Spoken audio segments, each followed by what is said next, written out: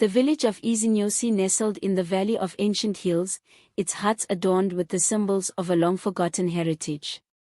Lindi, a young woman with a determined spirit, walked the dirt paths she had known since childhood, unaware of the destiny that awaited her. As the evening sun cast an amber glow across the horizon, she felt a chill in the air, a subtle reminder of the dark history her family had kept hidden. Lindi's mother, Gogo Ayanda, was the keeper of family secrets, often seen communing with the spirits at the ancestral shrine.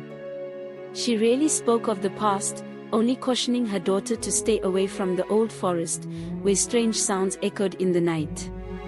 Yet, curiosity gnawed at Lindi. On her 25th birthday, the weight of her family's silence grew unbearable. That night, as the moon rose full in the sky, Gogo Ayanda called Lindi into the sacred hut. "You are old enough to know the truth," her mother whispered, her voice trembling. "Our bloodline is cursed." Lindi's heart raced. "Cursed? What do you mean?" Gogo Ayanda's eyes darkened. "Centuries ago, our ancestor, Nkosi Zulu, a mighty warrior, made a pact with a Sangoma. He sought power beyond measure, but it came with a price, a curse that would plague his descendants. Every generation, one must face a trial, or our bloodline will perish." Lindi recoiled in disbelief. "What kind of trial?" "The Sangoma spirit still lingers, waiting to reclaim the souls of those who defy him. The curse is tied to the next full moon. You are the chosen one this time, my child. You must prepare." The news struck Lindi like a thunderbolt. She couldn't believe that her future was entwined with an ancient curse, one that had been kept hidden from her for so long. Gogo Ayanda's warnings played over and over in her mind as she retreated to her room, unable to sleep. Her thoughts raced, and visions of the unknown haunted her. The next morning, Lindi sought out her best friend, Molly. "I have to tell you something," Lindi said, her voice shaking. Molly's eyes widened as Lindi explained the curse, her family's dark secret, and the trial that awaited her. "Are you serious?" Molly asked, disbelief in her tone. "This sounds like something out of a nightmare." "It feels like one," Lindi replied, her hands trembling. "But my mother wouldn't lie about something like this." Molly sat in silence for a moment. "What are you going to do?" "I don't know," Lindi admitted. "I need to learn more about Nkosi Zulu and the pact he made. There must be a way to break the curse." With Mboli by her side, Lindi ventured to the village library, an old building filled with ancient texts. Deep in the archives, they found the history of Nkosi Zulu, a story of valor, ambition, and betrayal. The Sangoma he had made the pact with was known as Nkusili, a feared and respected healer with powers that bordered on the supernatural. "He wasn't just any Sangoma," Lindi whispered. "He could control life and death." The more they read, the clearer it became that Nkusili's spirit had been bound to the land, seeking retribution for the broken pact. His descendants would pay for Nkosi's arrogance until the debt was settled. As the full moon drew closer, Lindi began experiencing strange dreams. In them, she stood in the heart of the forest, surrounded by shadows. A voice, deep, ancient, and filled with malice, called to her from the darkness. "Lindi," the voice hissed, "the time has come." She woke each night in a cold sweat, her heart pounding. The spirit of Nkusili was reaching out to her, reminding her of the trial she could not escape. The line between reality and the supernatural blurred as Lindi's waking hours were filled with glimpses of figures in the corner of her eye, voices whispering in the wind. Desperate for answers, she sought out an elder in the village, Baba Thandika, who was known for his knowledge of the old ways. "You are the chosen one," he said, his voice grave. "You must confront the spirit of Nkusili and either fulfill the pact or break it." "But how do I break it?" Lindi asked, fear gripping her. Baba Thandika's eyes clouded with sadness. "To break the curse, you must find Nkusuli's remains and offer them peace. His spirit has been restless for centuries, and only through a proper burial ritual can you hope to end this." Lindi's stomach churned. Finding the remains of a long-dead Sangoma would not be easy, and time was running out. With no other choice, Lindi and Bolly set out on a perilous journey into the forbidden forest, where it was said Nkusuli had been buried in an unmarked grave. Armed with nothing but their courage and a map from Baba Thandika, they entered the dense, twisted woods. The air grew colder the deeper they went, and an unnatural silence fell around them. As night descended, the shadows seemed to come alive, moving with purpose. "Lindi," Bolly whispered, clutching her friend's arm. "I don't like this." "Neither do I," Lindi admitted, but they pressed on, knowing they could not turn back. Suddenly, a figure emerged from the darkness, tall, robed in tattered cloth, and with eyes that glowed like embers. It was the spirit of Nkusuli. "You seek to undo what was done," he rasped, his voice filled with fury. "But the blood debt must be paid." Lindi stood her ground, her heart racing. "I am here to end this curse." Nkusuli's spirit laughed, a hollow, terrifying sound. "The curse cannot be ended without sacrifice. One must die for the pact to be fulfilled." The revelation hit Lindi like a blow. Someone would have to die to break the curse, but who? Tears filled Lindi's eyes as she looked at Molly, who had stood by her side through it all. Could she really sacrifice her best friend? The thought was unbearable. "No," Lindi said, her voice breaking. "There has to be another way." Nkusuli's spirit loomed closer. "You cannot escape the terms of the pact. The blood debt must be repaid, or your entire bloodline will perish." Desperation clawed at Lindi's chest. Her family, her mother, everything was at stake. But could she truly condemn someone else to death? Suddenly, Bolly stepped forward, her face pale but determined. "Take me," she said, her voice steady. "Let Lindi's family be free." Lindi cried out in protest, but Molly shook her head. "It's the only way." Nkusuli's spirit seemed to smile, dark and twisted. "Very well," he said, raising a hand. But just as he was about to claim Bolly's soul, a light burst from the trees, an ethereal glow that surrounded Lindi. A voice, soft and warm, filled the air. No more blood must be shed.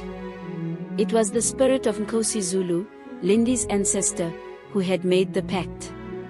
He appeared before them, regal and sorrowful. "I was wrong to seek power through dark means," Nkosi said. "But my descendants should not pay for my mistakes." Nkusuli's spirit roared in anger.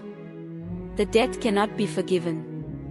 Nkosi raised his hand, and the forest trembled. "It can, and it will." With a final, blinding flash of light, Nkusuli's spirit was banished, and the curse was lifted. Lindi collapsed to the ground, overwhelmed with relief. The village of Izinyosi awoke to a new day, the air lighter, the shadows gone. Lindi and Bolly returned as heroes, their bond stronger than ever.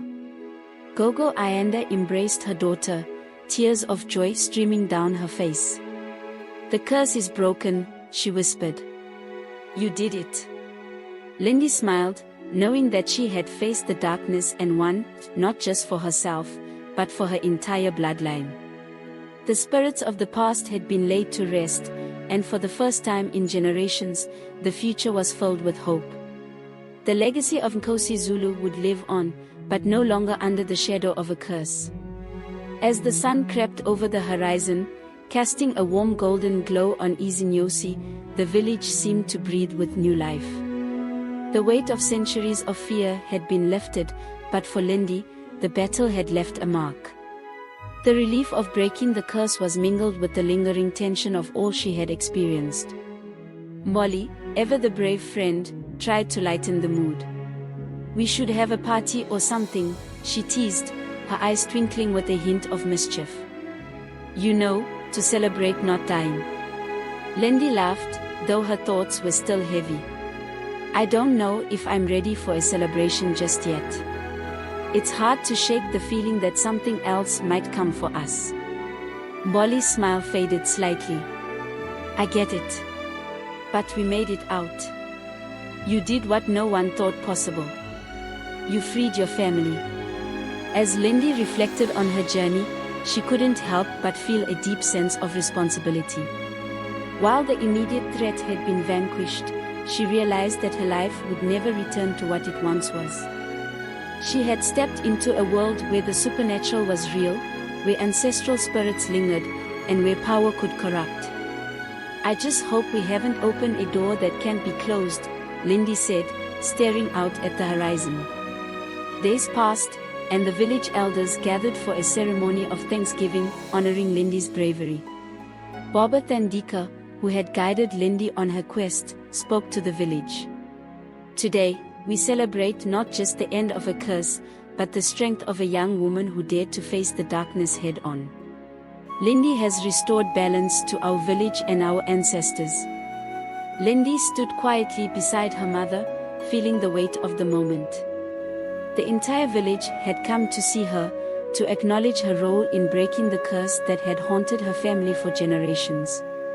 Yet, the praise felt overwhelming, as if she were being celebrated for something far larger than herself. As the villagers sang and danced in gratitude, Lindi slipped away from the crowd, seeking solitude. She found herself at the edge of the forest, staring into the trees where her battle with Nkusali's spirit had taken place. The forest, once ominous and foreboding, now seemed peaceful, its shadows no longer hiding malevolent forces. Just then, Lindi felt a presence beside her. She turned and saw Nkosi Zulu, her ancestor, standing silently. His spectral form seemed less haunting, more regal, now that his burden had been lifted. I didn't expect to see you again, Lindi said softly, her voice filled with emotion. Nkosi's voice was calm, almost soothing. I am not here to stay. I came to thank you. Lindi swallowed hard. For what? For saving our bloodline. For correcting my mistake. The curse is broken, and you are free. Lindi's heart swelled with pride and sadness. But the cost was so high. So many generations suffered because of what you did. Nkosi nodded solemnly. And I will carry that guilt for eternity. But you have given us peace. You have ensured that the future of our family will not be bound by my errors.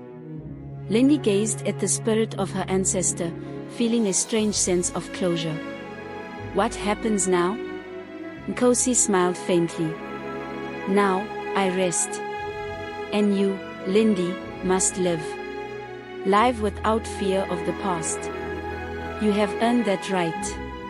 With those words, Nkosi's form began to fade, and as he vanished into the mist of the forest, Lindi felt a sense of peace wash over her, the peace she had never known before. Weeks passed, and life in Izinyosi slowly returned to normal. Yet, Lindi's life had changed forever. She was no longer just a young woman living in a quiet village. She had seen things, experienced forces beyond the ordinary, and had come face to face with the supernatural. The village now looked to her for guidance, and though she hadn't asked for it, her role as a protector had been cemented.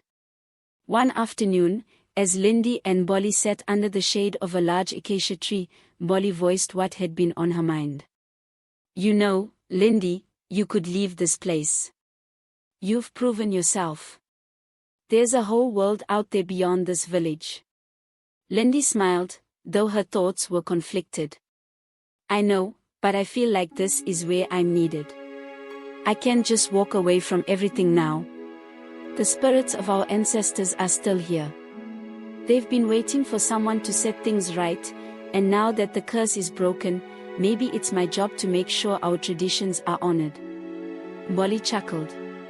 Look at you, becoming the village Sangoma without even trying.